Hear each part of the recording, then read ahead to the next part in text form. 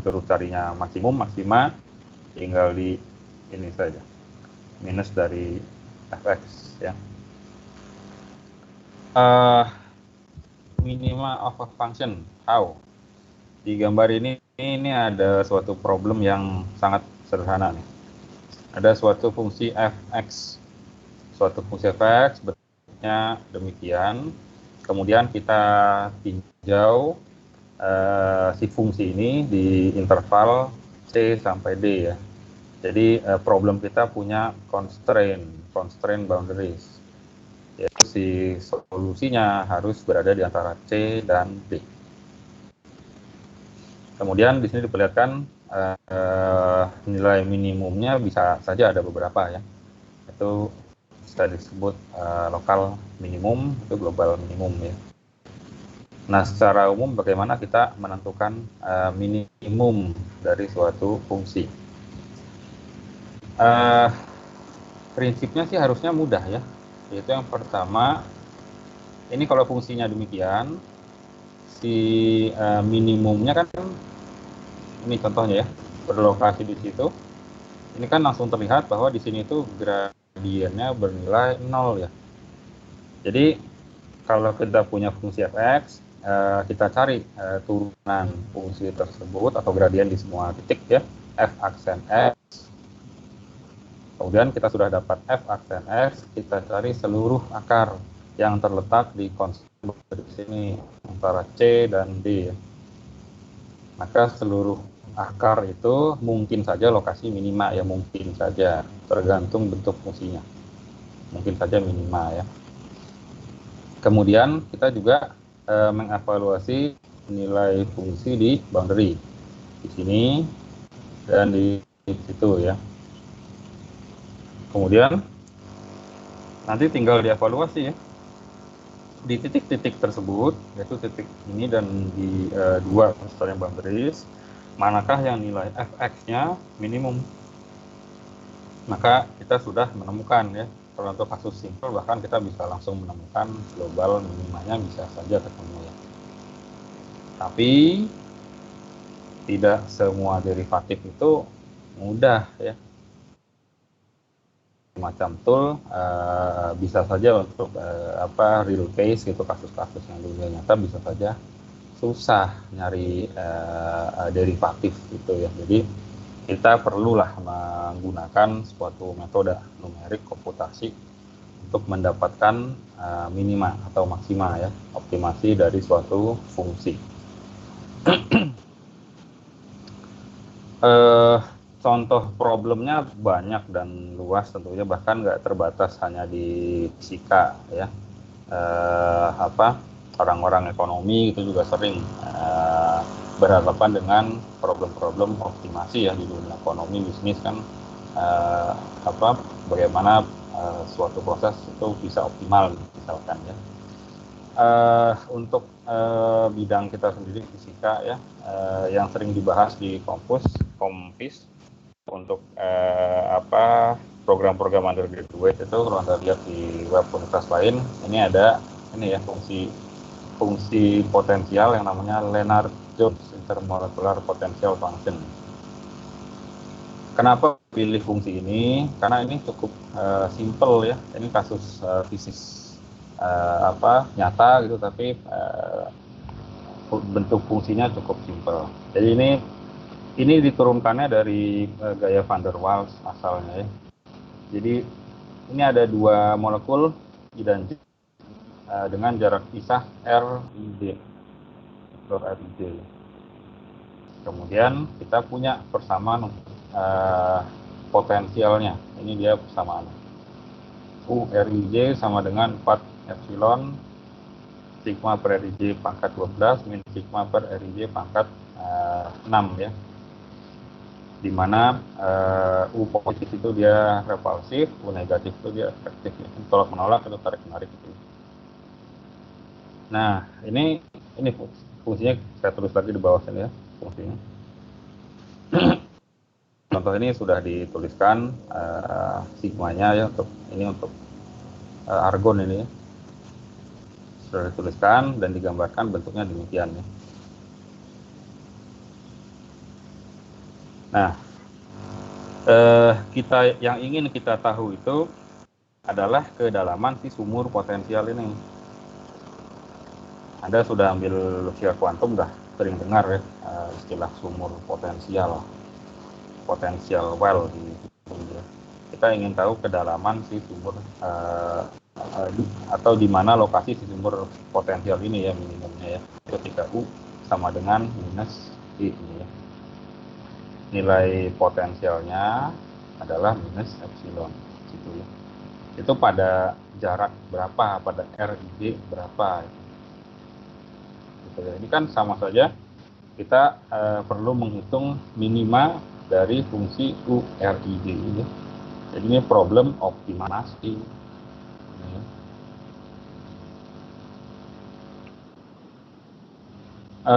Tapi lagi-lagi kenapa kita pilih LJ potensial? Karena mudah. Jadi karena mudah kita bisa ketemu solusi analitik untuk nanti dibandingkan atau kita lakukan benchmark ya, terhadap hasil numerik kita, algoritma yang kita gunakan. Fungsinya ini tadi. Kita ingin hitung pada RID berapakah U itu bernilai minimum, di mana nilai minimumnya adalah minus epsilon. Ini dia. Karena ini kita sudah tahu bentuk fungsinya ya. Jadi ini lokal minima adalah global minima. Jadi simple, persoalan simple. Udah pasti di situ minimanya gitu ya. Jadi yang perlu kita lakukan, kita hitung, kita cari turunan dari fungsi ini, DRIJ dari URIJ, kemudian turunannya kita cari akarnya, atau sama dengankan dengan 0 ya. Anda turunkan, Anda sama dengan 0, dapat angka ini ya. Bahwa nilai U, nilai potensial itu minimum, yaitu minus epsilon, ketika R sama dengan 2/6 sigma. Kebetulan mudah, tapi tidak semua fungsi untuk dicari derivatifnya ya.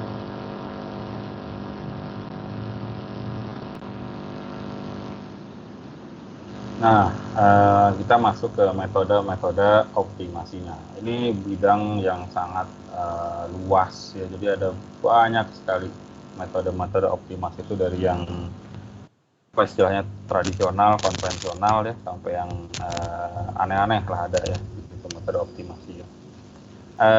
Yang kita bahas ini ya, analogi to root finding. Anda sudah belajar dan menguasai ini algoritma pencarian akar ya, root finding.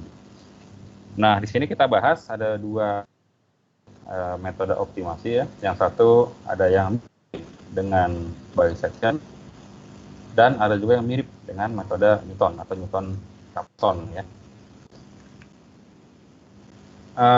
Oke, ini di sini ditampilkan bentuk fungsinya, contohnya gini ya. Agak ribet nih, ada beberapa global minimum dan global maksima ya. Global maksima dan global minima cuma satu. Lokal maksima dan lokal minima bisa ada beberapa. Dan ada bisa juga seperti ini ya, saddle point. Nah, tadi di awal saya bilang yang gradiennya 0 mungkin saja lokasi minima, nggak pasti juga ya. Gradien 0 bisa juga yang namanya saddle point seperti ini, tergantung bentuk fungsinya. Nah, Anda bisa mulai bermain-main dengan optimization algorithm ini dengan gimana caranya nih. Anda mengira-ngira lokasi satu aja ya, misalnya lokal minima. Anda ingin nyari yang ini nih misalnya, gimana ya caranya? Anda diberi suatu fungsi, kemudian Anda diminta untuk mengira-ngira kira-kira ada di mana sih si salah satu minima itu. Minimanya bisa ada beberapa, Anda pilih aja satu deh. Jadi ini Anda bisa coba pikirkan ya, gimana caranya menentukan approximate location dari sebuah minima.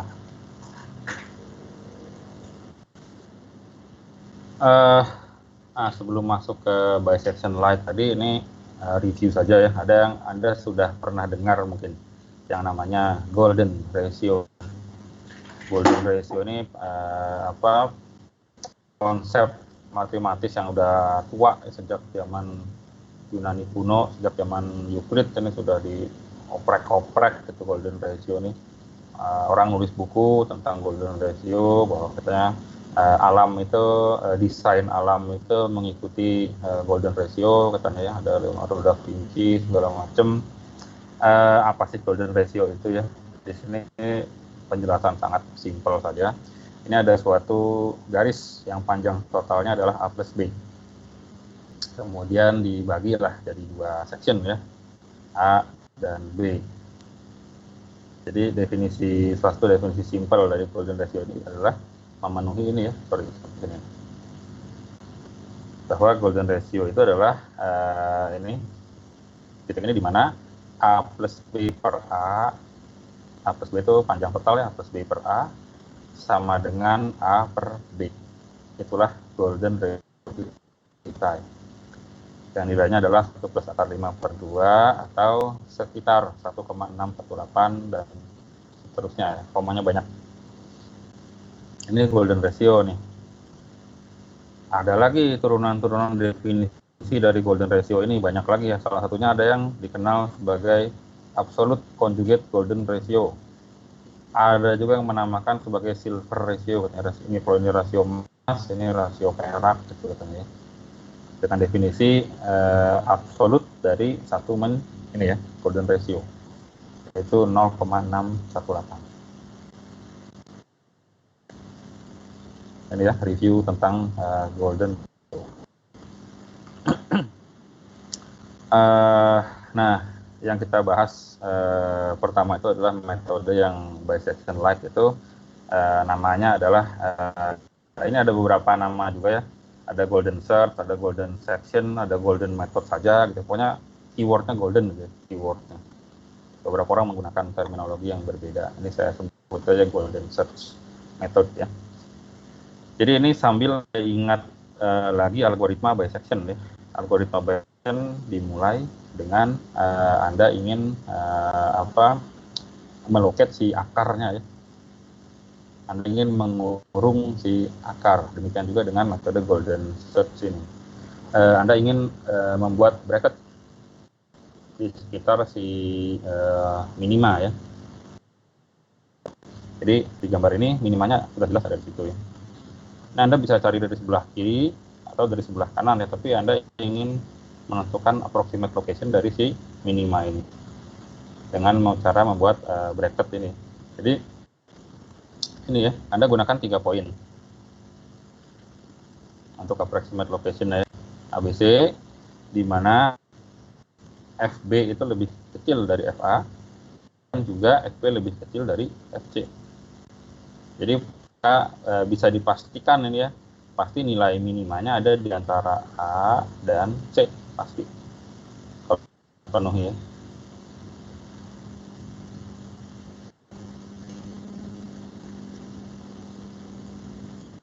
Jadi kalau bisection Anda gunakan 2 titik, tinggal mengalihkan, kalau hasilnya negatif akarnya di dalam. Kalau ini Anda gunakan 3 titik A, B, C. Kalau FB-nya lebih kecil dari FA dan lebih kecil dari FC juga, maka itulah bracket kita. Minima ada di antara A dan C ya.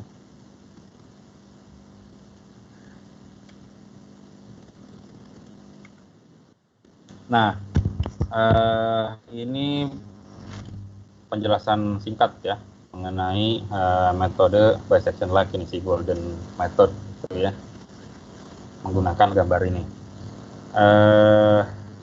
Ini ada juga menyebutnya downhill method kadang-kadang macam lah istilahnya. Di sini kita mulai menggunakan 3 titik ini ya, 1, 2, 3 ya. Di mana fx sama dengan 3 itu lebih kecil dari fx,1 dan fx 2 ya. Jadi 1, 2, 3 asalnya itu. Di mana bracket kita adalah si minimanya berlokasi di antara titik 1 dan titik 2 ya. Nah, setelah itu kita pilih titik baru. Kan ceritanya kita ingin memerangkap si minima ini kan ya, dengan memperkecil si bracket yang asalnya lebarnya segitu, kita perkecil sampai akhirnya nanti dia kena gitu ya. Minimanya ada di mana, kena. Jadi kita ingin memperkecil, yaitu sekarang kita pilih titik 4 ini ya. Kita pilih titik 4. Kemudian kita periksa si minimanya ini ada di sebelah kiri atau kanan titik 4 ya. Di contoh ini minimanya ada di sebelah kiri ya. Yang diganti adalah 2 ini. 2 ini digantikan oleh titik yang baru. Jadi sekarang bracketnya adalah 1 dan 4, makin sempit ya. Makin sempit. Sekarang kita pilih lagi titik lain lagi. Di contoh ini titik 5. Kemudian periksa si minimanya ada di kiri atau kanan dari titik nomor 5 ini. Ternyata minimanya ada di sebelah kanan. Berarti 1 ini sekarang digantikan oleh di titik 5. Bracket kita makin sempit lagi. Jadi ini ya bracket kita. Diteruskan lagi loopingnya, pilih titik baru lagi, titik 6. Cek ada di mana minima. Minima ada di sebelah kiri. Yang diganti adalah batas kanan. 4 jadi 6 ya. Digantikan makin sempit lagi gitu ya. Dan seterusnya. Dan seterusnya nanti kena di situ ya. Minima di sini kena. Silahkan dibayangkan dulu nih apa ide dasar dari Golden Search Method ini.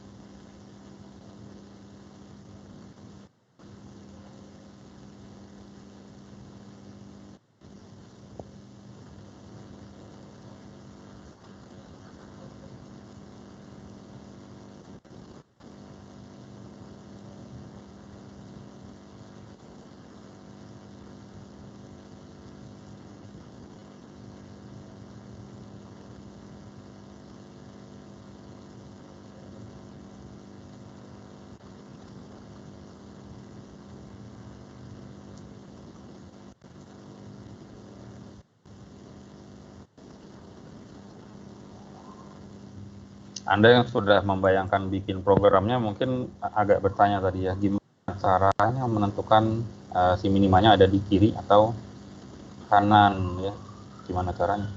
Itu tidak sulit ya, nanti begitu Anda nulis codingnya, programnya itu langsung bisa biasanya.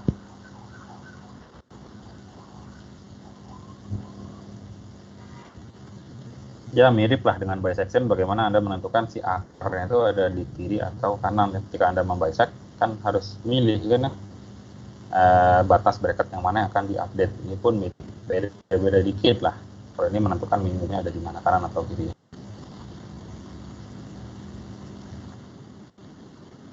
Oke, sekarang kita lihat agak detail sekarang ya, bagaimana ini caranya.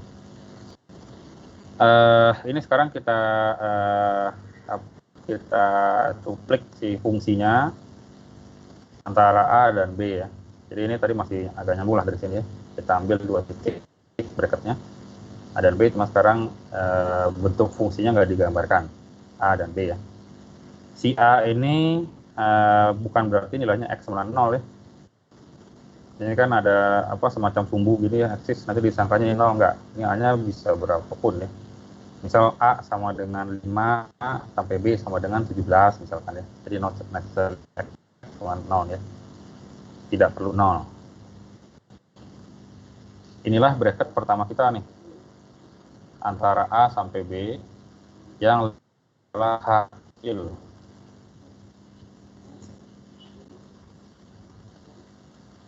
Kemudian kita tentukan suatu lokasi baru ya, katakanlah X2. Kita tentukan lokasi baru, katakan X2 yang terletak sejarak R kali H dari titik A. X2 terletak R kali H ya. Atau ada semacam mirror di situ X1 ya, jaraknya R kali H juga tapi diukur dari B gitu ya. Dimana ini nilai fungsinya nih, F1 di situ, F2 di situ.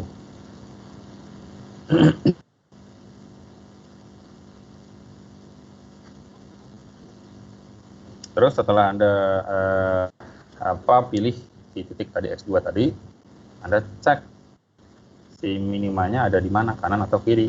Untuk selanjutnya Anda ganti salah satu batas dari si bracket. Jadi yang mau Anda ganti itu yang A atau yang B, yang mau diganti dengan X2 ini.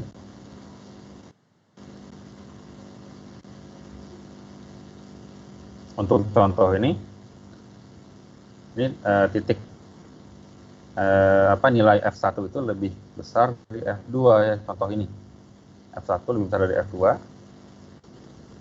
Berarti minimumnya terletak antara X1 dan B ya. Atau yang perlu diganti itu adalah si A. Si A ini digeser, Anda ganti dengan ini.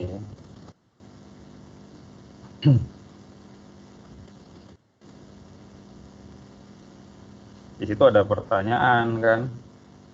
Begitu Anda lihat R, apaan tuh R? Muncul dari mana ya? R itu apa? Jadi kalau mau analogi dengan bisection, pada bisection R itu tepat setengah. Anda bagi dua range-nya ya. Tapi untuk metode ini bisa saja tidak setengah nih. Nanti bentar lagi.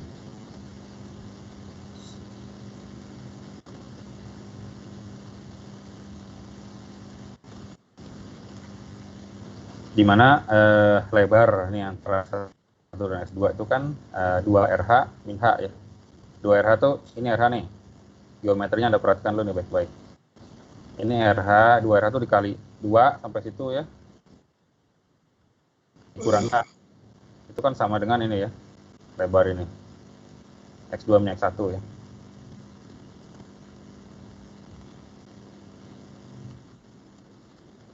Nah, kemudian ini gambarnya berbeda ya. Gambarnya berbeda, Anda notice ini bukan lagi H aksen. Karena sudah kita geser tadi batasnya ya. Yang asalnya A, kita geser batasnya. Jadi sekarang bracket yang kedua adalah antara A yang sudah digeser, iterasi kedua ini sampai B ya, dengan lebar intervalnya menjadi H aksen.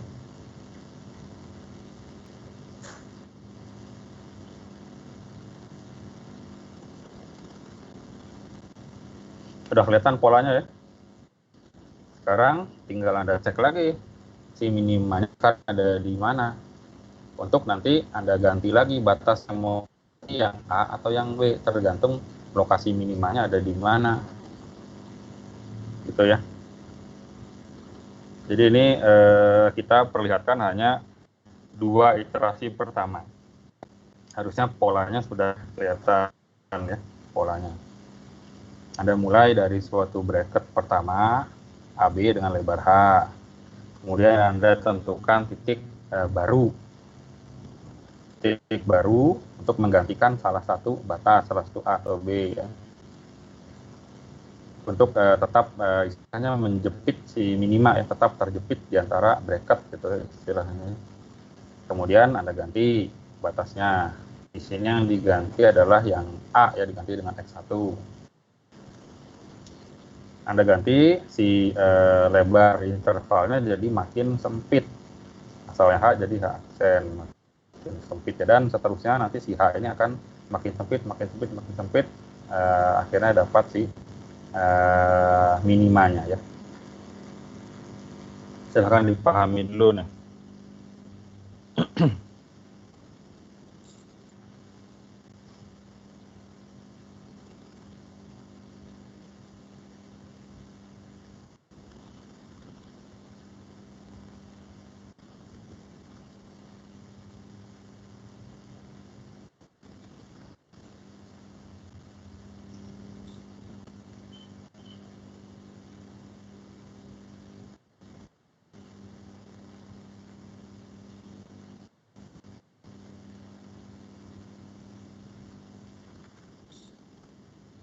Nah, sekarang ini dua iterasi pertama ya. Saya gambarkan saya tampilkan pada satu slide nih, biar jelas. Ini iterasi pertama, lebar interval H. Iterasi kedua, lebar interval H aksen ya. Tadi kembali R-nya harus berapa?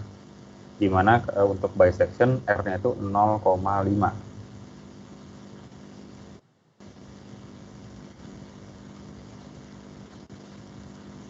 R-nya ini semacam step size ya. Step size harus berapa agar konvergensinya cepat tercapai. Nah, ini juga saya tampilkan lagi antara iterasi pertama dan iterasi kedua ya. Sekarang kita perhatikan yang garis merah ini. Lebar interval antara X1 dan X2. Ini kan sama dengan 2RH min H ya, ini dia. Dengan definisi RH adalah ini. Si step size tadi dikalikan dengan lebar interval awal ya, RH. 2 kali RH itu kira-kira di situ ya, dikurangi H, sama dengan ini. Jadi 2RH min H ini lebar. Kemudian gambar ini adalah pada iterasi kedua. Di mana yang garis merah ini tetap sama ya. Yang berpindah hanya batas A. A pindah ke X1 ya. A pindah ke X1 nih. Ini jadi A baru. Di mana lebar bracket yang baru sekarang adalah H aksen yang lebih kecil dari iterasi pertama ya. Yang garis merah ini sama ya. Antara iterasi 1 dan 2 besarnya sama.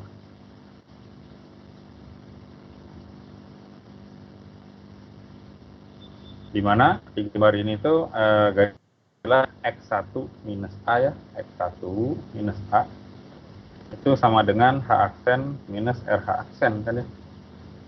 H aksen, ini H aksen, kurangi ini RH aksen. Nih. Sama dengan garis merah ini, yaitu X1 minus A. Nah, karena lebarnya sama, ya sudah ini kita sama dengankan saja dari dua iterasi ini ya. Ini dia.